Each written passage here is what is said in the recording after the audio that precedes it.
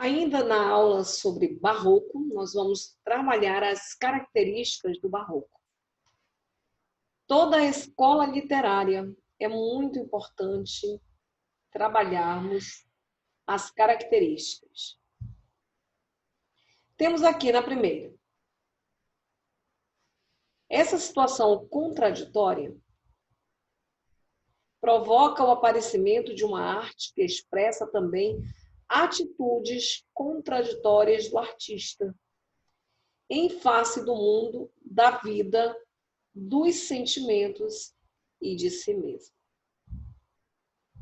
Então, a gente já viu que a palavra de ordem aqui para o barroco é que ela é essa ideia do contraste. Nós vamos ter a arte do contraste. São atitudes contraditórias do próprio artista, que essas atitudes elas vão estar expressas na obra. Outra coisa, o homem tenta conciliar a glória e o valor humano despertados pelo renascimento com as atitudes de submissão e pequenez.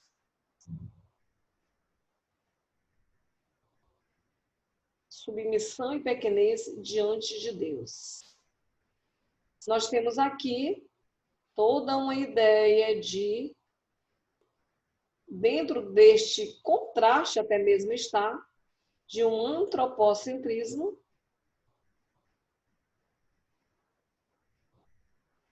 versus teocentrismo.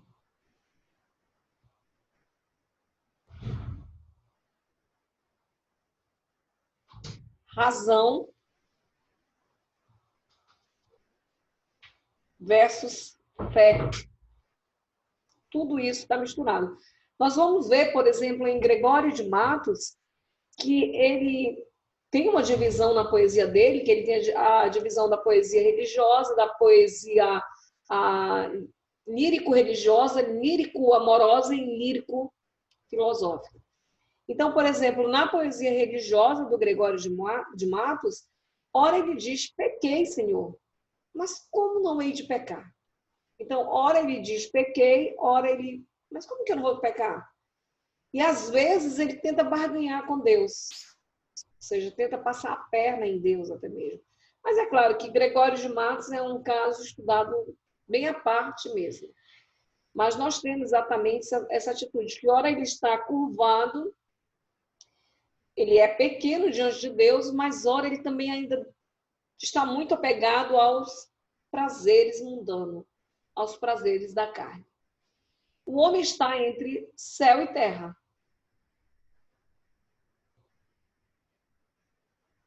Consciente de sua grandeza, mas perseguido pela ideia de pecado e busca a salvação de forma angustiada. Assim, há uma tentativa de conciliação de ideias antagônicas, o contraste. Bem versus mal.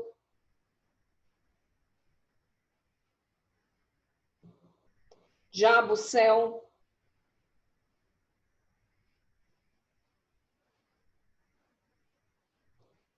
Terra, pureza.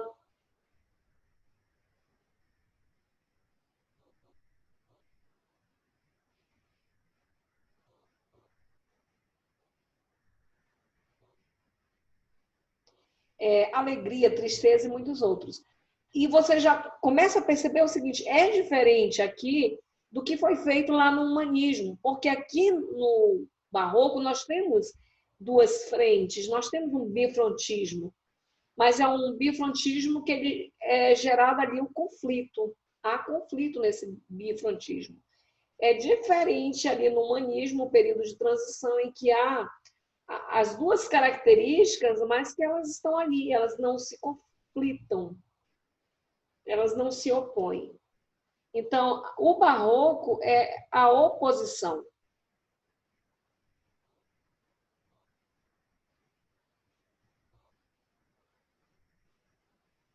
Vamos mais adiante. Trabalhar as características. São muitas as características do barroco. Bastante mesmo. Se você me perguntar, basta apenas contrapor ao Renascimento? Assim, no sentido mais amplo, sim. Mas é bom especificar essas características, é bem importante especificar. Nós temos aqui o que diz. Há um crescente pessimismo. Pronto, pessimismo também é palavra de ordem. Em face da vida, oposto à vontade de viver e vencer do renascimento. O homem era o centro de tudo. E tudo lembra ao homem sua morte e seu aniquilamento. Então, nós temos aqui o pessimismo. Se você observar, por exemplo, o carpe diem. Você vai dizer, ué, mas o carpe diem, ele não nasce? Ele não é Árcade? Às vezes nós só conhecemos o carpe diem, a Árcade. Na realidade, o carpe diem, ele nasce lá na Antiguidade Clássica, com Horácio. O Horácio é que traz essa ideia do carpe diem, que é aproveitar o dia. Colher o dia. Aí você vai dizer, mas isso existe isso aqui no barroco? Existe. Existe o carpe diem barroco, mas com uma visão pessimista, que na realidade é isso que a gente tem que analisar, é uma visão pessimista. É o seguinte, ele vê o aniquilamento. Olha, o que nos resta? Ou morrer ou ficar velho. E nenhuma das duas coisas é boa, nem morrer nem ficar velho é bom. Então vamos aproveitar o dia. Gregório de Matos, ele vai dizer, olha, goza, goza da flor da mocidade. Então, quando ele fala isso, o que ele está dizendo? Aproveita o momento. Porque tu vais ficar velho, isso aí vai passar. Ninguém fica jovem para sempre. Então, é uma espécie de carpe diem. E isso vem em prova. Então, muitas vezes, essa característicazinha ali, carpe diem, não é só do arcadismo, não é somente lá da antiguidade clássica. A gente vê um carpe diem barroco e isso cai em prova. Então, gerado aí pelo pessimismo. Nós temos aqui, diz o seguinte: ó, não guardes que a madura idade te converte essa flor, flor é a juventude, essa beleza, em terra, em cinza, em pó, em sombra, em nada. Olha, não guardes que a maduridade, tu pensas, o que ele está dizendo? Tu pensa quando ficares velho, tu vais ficar aí bonita, jovem para sempre? Não, não vai guardar isso, não vai guardar beleza, não vai, tudo isso vai acabar. Então, na realidade, dentro desse pessimismo barroco, ele vê a morte, ele vê o aniquilamento, ele vê a velhice. Então, aproveita o momento, enquanto dá. Interessante. Interessante as características de cada época, porque elas existem em outras escolas literárias, só que nós vamos ter que perceber exatamente essa ideia do que é a escola literária. Temos aqui. Não estou enxergando. É difícil esperar que os recursos dessa visão de mundo sejam na poesia. Toda essa visão de mundo nós vamos ver na poesia. Então, por exemplo, é muito comum aqui encontrar figuras de linguagem. Tem bastante. Até mesmo porque nós vamos ver que o barroco, ele tem como precursor, ele nasce diante de duas concepções, que é o conceptismo e o cultismo. E essas duas concepções, que uma trabalha com a ideia da forma, mas não é como o parnasiano, não é a forma pela forma, é mais trabalhar o estilo ornamental, e geralmente acontece na poesia, que ele trabalha mais com a ideia do que com o aprofundamento da ideia, que o conceptismo ele vai trabalhar com o conceito puro. Então, essas duas concepções, elas lançam mão também das figuras de linguagem, para dar um estilo complicado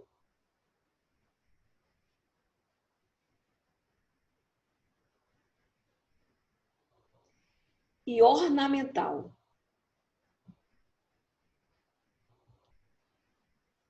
O barroco, ele possui um estilo complicado e ornamental.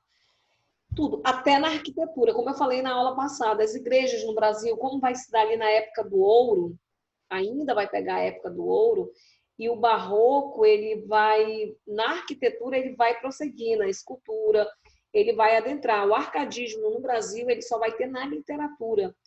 Então, a gente vai ver que em pleno arcadismo, que era a época do ouro, das minas e tudo mais, as igrejas, elas são ornamentais, cheias de ouro, elas são excessivas, até mesmo porque é tudo muito hiperbólico,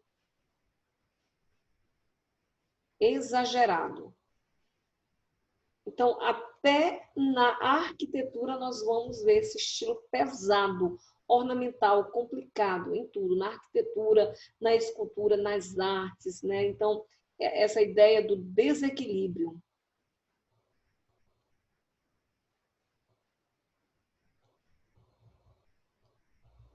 Total. Então, vejam bem, principalmente aqui nas figuras semânticas, nós vamos observar bastante, ele trabalha com todas as figuras de linguagem, com certeza ele trabalha, o barroco trabalha, o autor barroco trabalha, mas principalmente nas figuras, por exemplo, metáfora, que nós temos aqui uma comparação implícita. Quando eu digo você é uma flor, isso é uma metáfora, é uma comparação implícita. Metonímia, toma uma palavra por outra. Quando eu digo ele toma Nescau, eu troquei ali a marca pelo produto. Antítese, nós temos aqui a oposição, claro.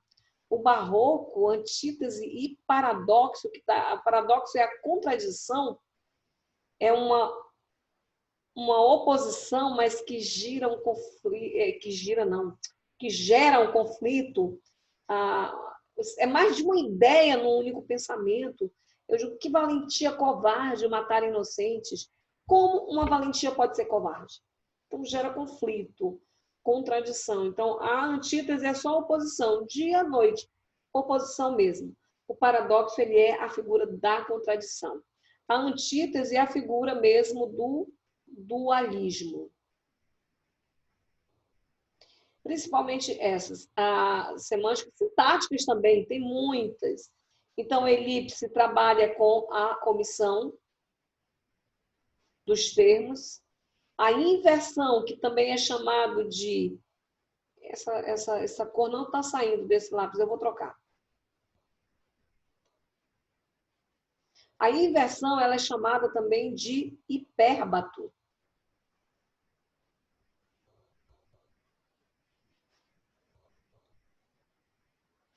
Principalmente o hipérbato, que ela é uma inversão não muito pesada, como a síntese, e nem muito leve, como a anástrofe. Então, o hipérbato, que ela é uma inversão forte, é a do barroco.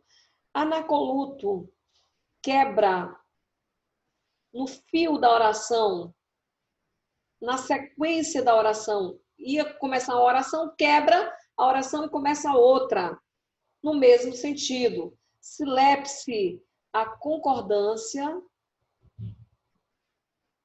com a ideia.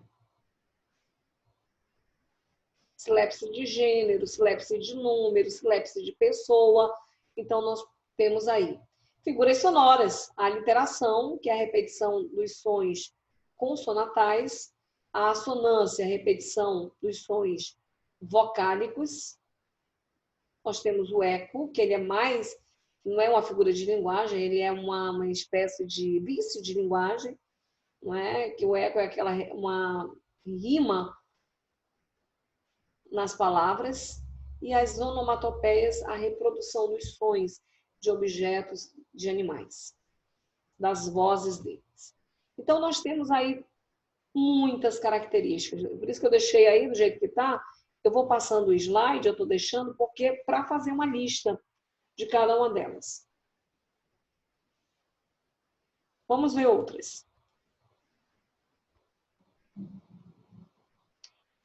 Bem, aqui eu vou precisar pagar mesmo. Não tem para onde, não. Olha, só para completar a lista aqui, não é? Já vimos aí o pessimismo, uma que eu gostaria de colocar aqui mais tarde, talvez eu vou falar, o feísmo. O feísmo, ele é uma característica do barroco. Mas, assim, o feísmo é porque eles querem chamar a atenção.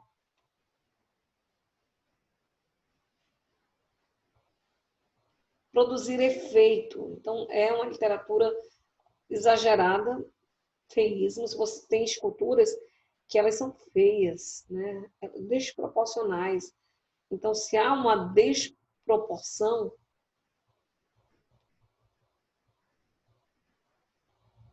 realmente é desequilíbrio, é feio e tudo mais. Então, o feísmo é uma figura, sim, do barroco. Bem, agora eu vou ter que apagar porque já enchi mesmo. Eu pensei que ainda fosse continuar lá com aquele que estava girando, né? Nós vamos ver aqui mais de perto algumas figuras de linguagem comuns de encontrar na poesia do barroco. Olha, pessoal, cai muito barroco, o poema, tanto na UEA quanto no Enem, nas duas provas, em várias bancas de concurso também. Às vezes a questão não é nem de literatura, é de interpretação textual, mas que exige que você conheça do barroco ou sobre o barroco. Então, nós temos aqui a metáfora. Então, revolução da poética barroca com o surgimento das metáforas eróticas anatômicas que associavam o amor ao prazer e a natureza à mulher.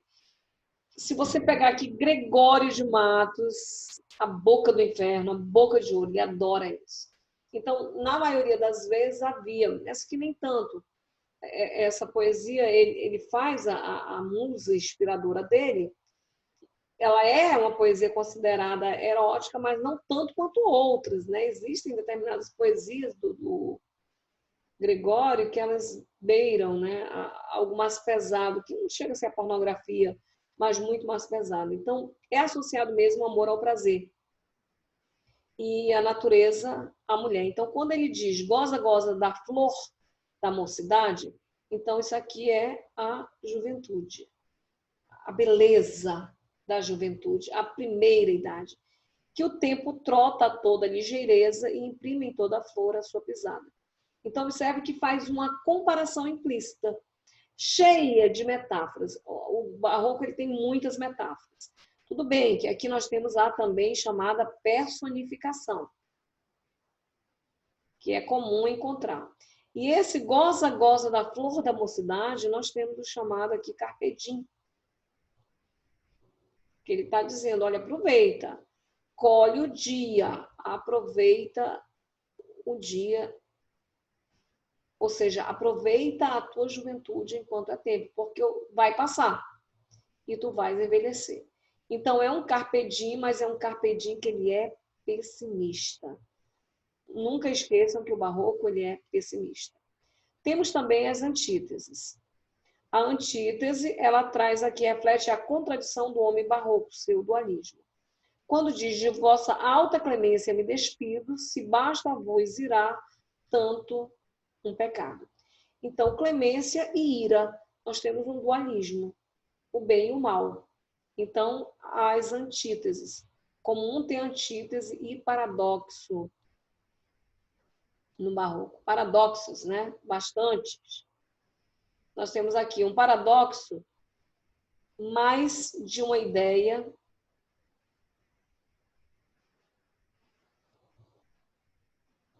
em um só pensamento.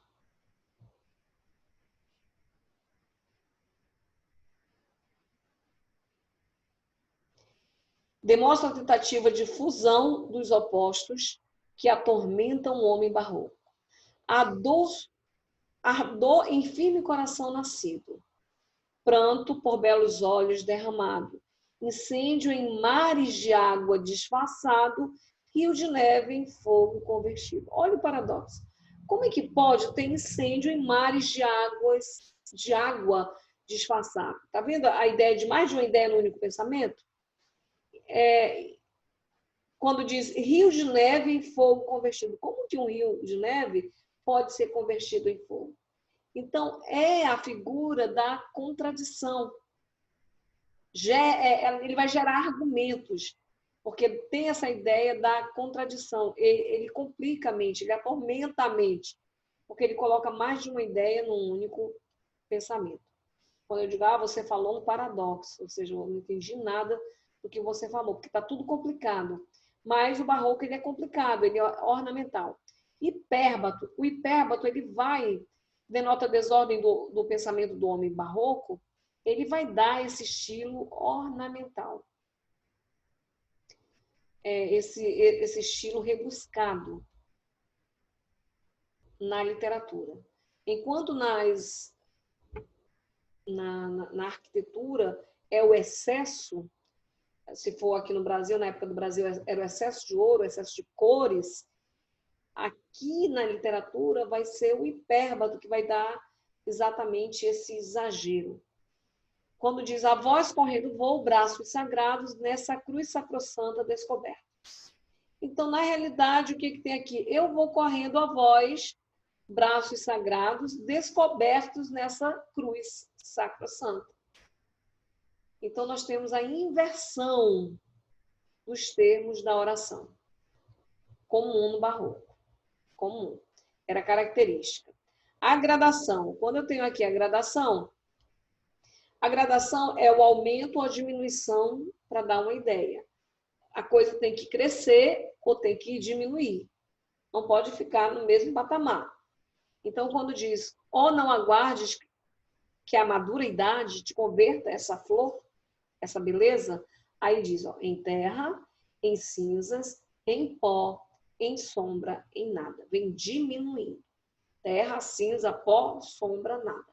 Até chegar no nada, que a expressão máxima aqui é o nada.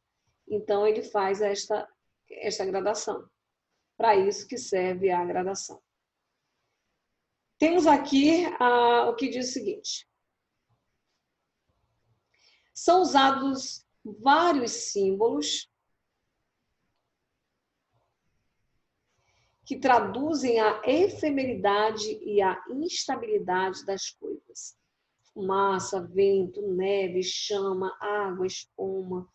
Porque era para ter posto lá naquela relação de características.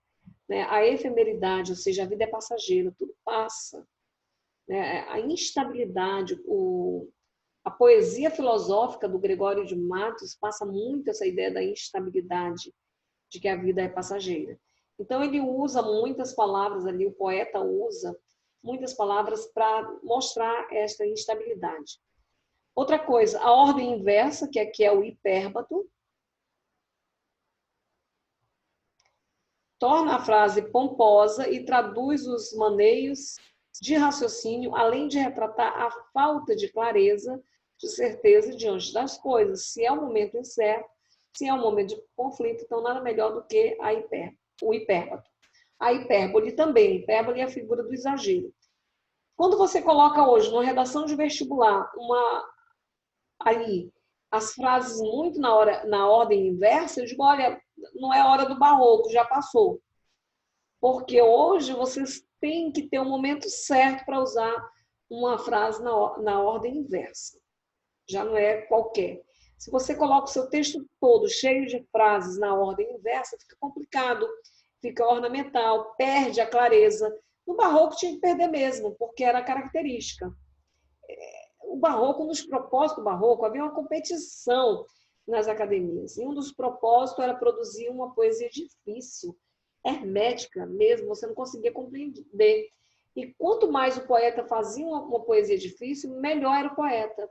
E se o outro interpretasse, ele era bom. Então, era a competição que havia. Outra coisa, há muitas interrogações. As frases interrogativas ajudam a refletir a dúvida e a incerteza que caracteriza esse período. Justamente, tem muitos poemas assim. Porém, se acaba o sol, por que nascia? Se tão formosa é a luz, por que não dura? Como a beleza assim se transfigura? Como o gosto da pena assim se fia? Então, ele vai realmente concretizar essa ideia que tem aí da incerteza, do efêmero, do passageiro, que é a vida, que o barroco expressa. Nós temos aqui um quadro barroco, percebam, que é o Martírio de São Felipe, de Giuseppe de Ribeira, exemplo da religiosidade tensa da cultura barroca católica. Gente, às vezes a gente costuma dizer, tá? Vou colocar entre aspas, havia um barroco protestante. Então, quando a gente coloca assim, havia um barroco protestante, é mais aquela ideia de que, por exemplo, com toda aquela confusão que teve da reforma protestante, da contra-reforma, o grupo que seguiu Calvino e boa parte da Europa que seguia Calvino e tudo mais, eles não passaram por esse temor religioso produzido pela contra-reforma. Então, para a literatura não interessa esse chamado barroco protestante, pelo amor de Deus. Não vai levar lá para a divisão da história. Estou colocando aqui entre aspas. Por quê? Lá na época de Calvino, eles visavam lucro, não condenavam, a Igreja Católica já condenava. Então, não havia o temor à perseguição. Por isso que trabalha muito essa ideia da religiosidade tensa da cultura barroca católica. É da cultura barroca católica e não da cultura barroca protestante. Aí alguém vai dizer, não tem barroco protestante, estou colocando entre aspas. Não é exatamente essa cultura pela época. Não é? Então, você não vai encontrar naquele grupo que seguiu ao Calvino esse pavor, este medo, esta perseguição ali, principalmente por causa da Inquisição. Então, aqui, o que você percebe neste quadro? A desproporção, a contorção, tudo é contorcido. Observe que o tamanho dos braços, do tronco, não é, para as pernas, né? As pernas elas estão contorcidas. O aspecto de dor, mas claro, o cara está sendo torturado também, não é? É para ter dor mesmo. Mas é exatamente isso que eles vão retratar. Se você pegar, por exemplo, e é comum mais tarde, a gente vê uma Pietà, que é geralmente aquela figura de Maria com o menino Jesus nos braços. Em várias épocas, a época do Barroco é a fisionomia, a contorção, o sofrimento, ele é diferente, é retratado de forma diferente. Porque a arte, ela tem isso. Ela vai retratar cada uma das épocas. Então, essas pietais, elas vão existir em cada época. Então, dependendo do local onde está inserido, realmente ela passa a expressão do momento. Por isso que eu estou repetindo várias vezes essa questão das características do barroco. E na próxima aula nós vamos ficar para dar continuidade já trabalhando o que é o projeto literário do barroco. Até a próxima.